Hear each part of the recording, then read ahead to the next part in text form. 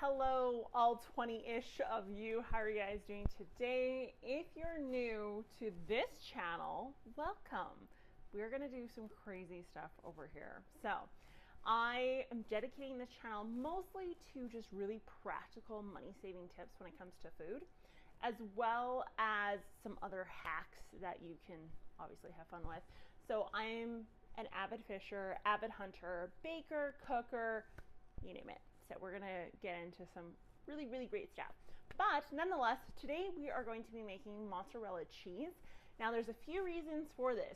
The mozzarella cheese I'm using is actually gonna be used in burgers tonight, but the mozzarella cheese byproduct can be used in the garden. So I'm gonna be doing a video over on the Gardening in Canada channel discussing how to use the byproduct, which is pure whey, to combat things like powdery mildew and other fungi issues you can end up with on things like squash, melons, and cucumbers. So without further ado, let's get into the products I'm going to be using today. So the reason that this is also spurred is this literally expired like a week ago. So it was June 16th that this evaporated milk expired. So I'm going to be using 2 cans of evaporated milk. You can use just one, as many as you like, but I'm going to be using 2 because that's exactly how many are expiring. And while I was just sorting through my pantry today, I also realized that my milk, my powdered milk, had a rip in the bag. This bag had a rip. Where's it? Right there. It's quite severe, actually.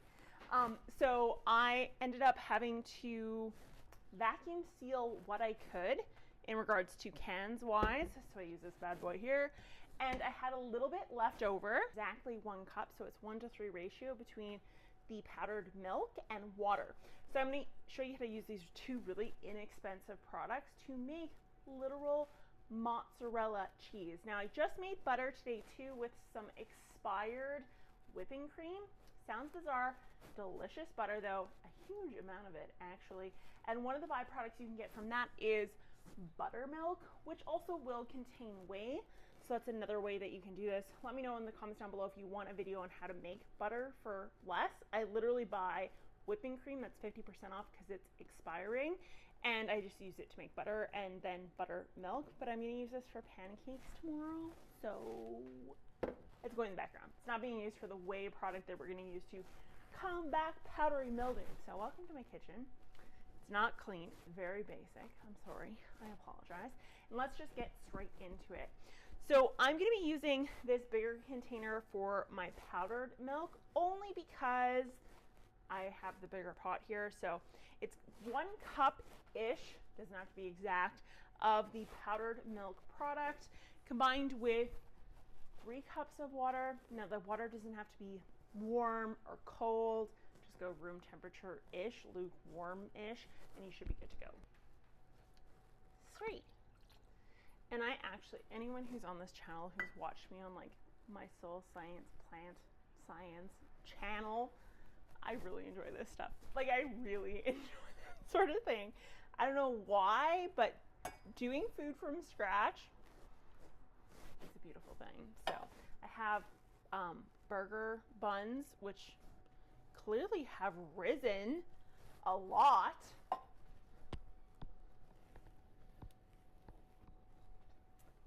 Okay, I'm just kidding. I'm putting you on pause for a second. Everything's gonna sit on the oven. I'm not gonna heat it. I'm gonna leave it at room temperature. I gotta make my buns. I'll be right back. Okay, those babies will probably sit there until the end of the video.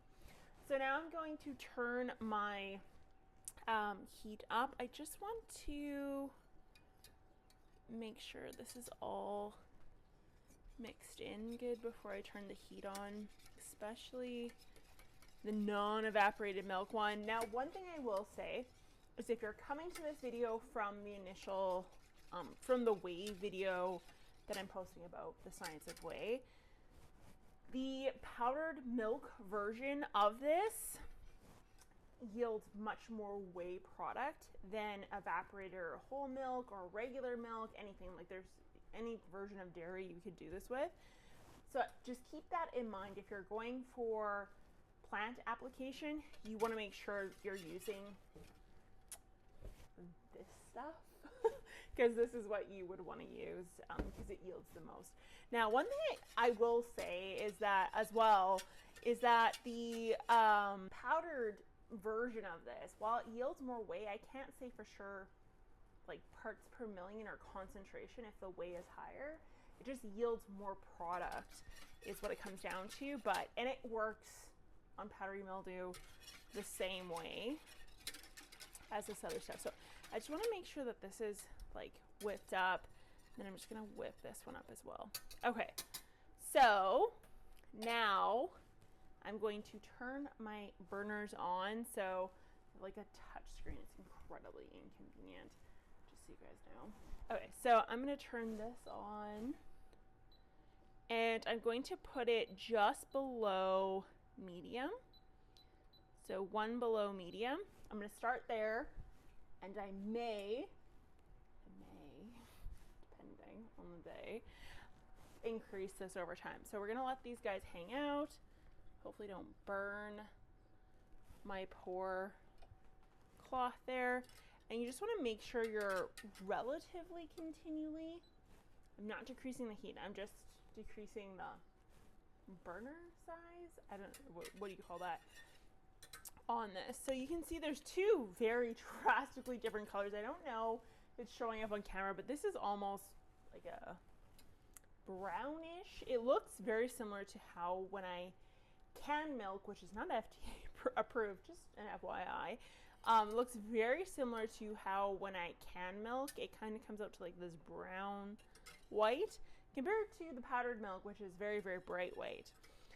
So all I'm going to do is stir this. If you want more of a salty mozzarella, then you could do like salt inside of it. If you wanted like a garlic or a basil, you can incorporate those at this point if you wanted to.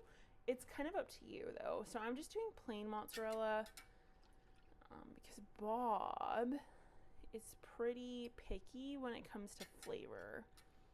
He wants stuff to taste the way it's supposed to taste. So ideally you would have a slotted spoon or something of that nature. I have a whisk because I'm broke. No, I'm joking. But I'm lazy. I'm not much for like shopping and consumerism. I just use what works. So I'm just going to continue to stir these. And what I'm looking for is bubbles. Now you could also use a thermometer to make sure this is dead on. But what I want to see is bubbles around the edge of the pot and like quite a bit. Like I want a foaming. So we're just going to let this heat here for a little while. And I'll put you on pause, come back. And in the meantime, you want to grab some lemon juice and a little bit of cheesecloth. So I'm going to go do that while these guys are sitting. I'll check in on them for the next little bit. I'll report back the time. So right now it is 7:33. I'll tell you what time these are ready for to give you an idea of how long you should kind of let them boil for. So you can see on this one, I have quite a few bubbles, like ½ inch, basically the entire way around. And this is the evaporated milk.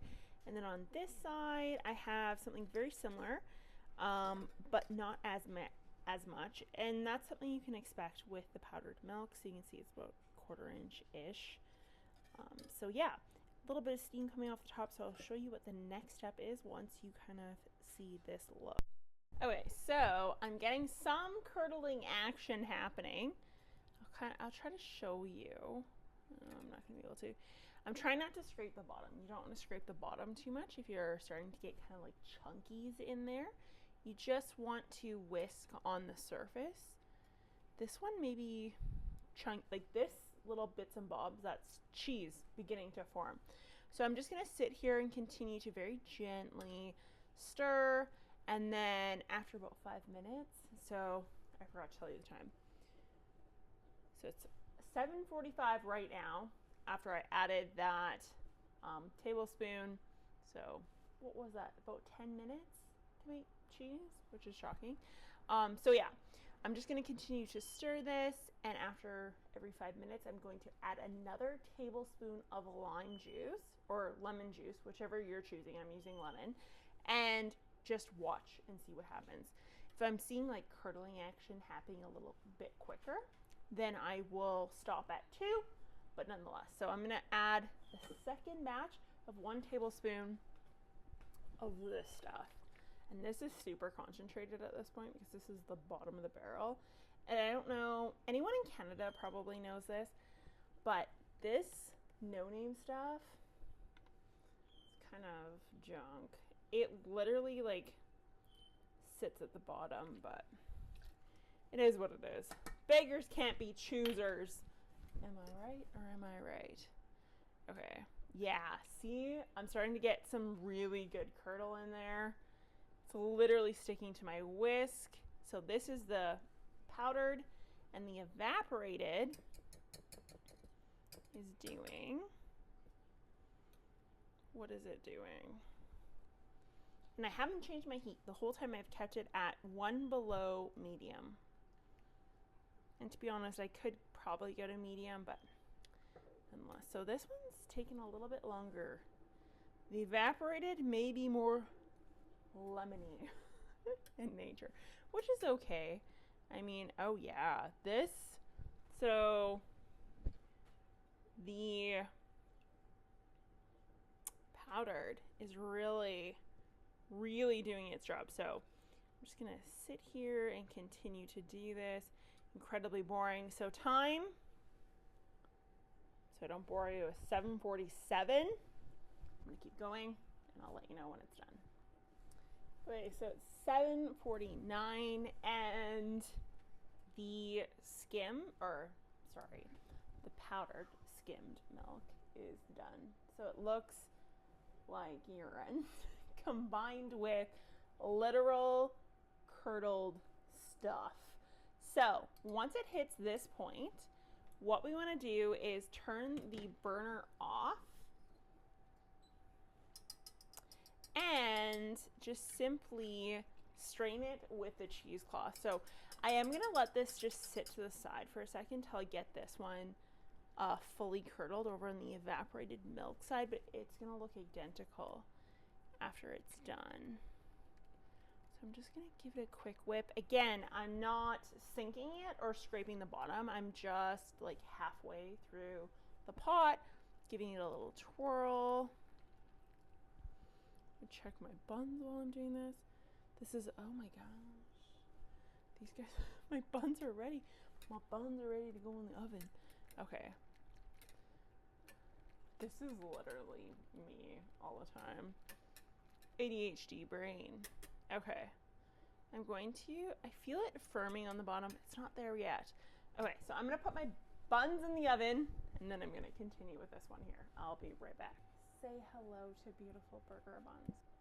Okay, so since the evaporated is really taking its sweet time here, I am going to add 1 more tablespoon. So this one's up to the 3 tablespoons here, which I don't love doing, but it is what it is. And I'm going to just keep stirring until I get what I want out of this. Come on, evaporated. Everyone cheer for the evaporated milk to do its job. I'll be here all night. That's okay. We have exactly 15 minutes before my burger buns are done, so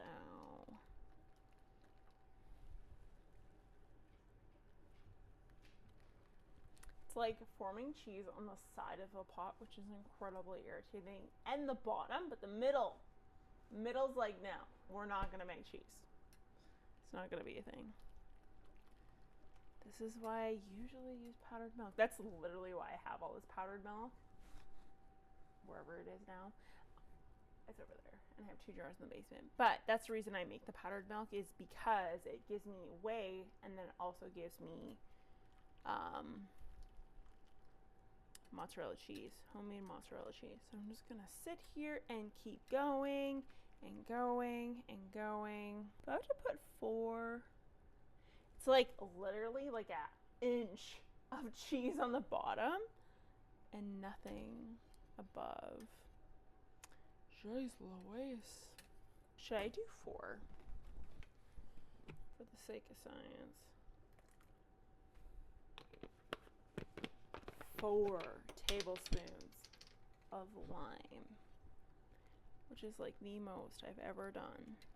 Now, given I don't normally use evaporated milk for this reason, just likes taking its sweet time. Okay, we're gonna let that continue, but in the meantime, we are gonna strain this because I don't want it to stick to the bottom of the pot too much. So this is from Lee Valley Tools. It is a reusable cheesecloth with these O-rings combined with this thing that literally goes over top of pots. It's beautiful. What can I say?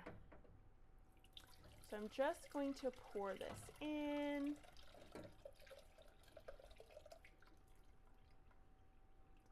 And that pot is cleaned out to the max. Okay, so inside of this is my mozzarella cheese. So I'm gonna let that hang out, and literally this entire bottom portion is pure whey. This is downy mildew's worst nightmare. Any fungi issue you have, rust, downy mildew, this is their worst nightmare right here in the bottom. So this is going into a mason jar. It's gonna stay in the fridge. You don't have to leave it in the fridge, but you can use whey for other things other than pesticide or fungicide use.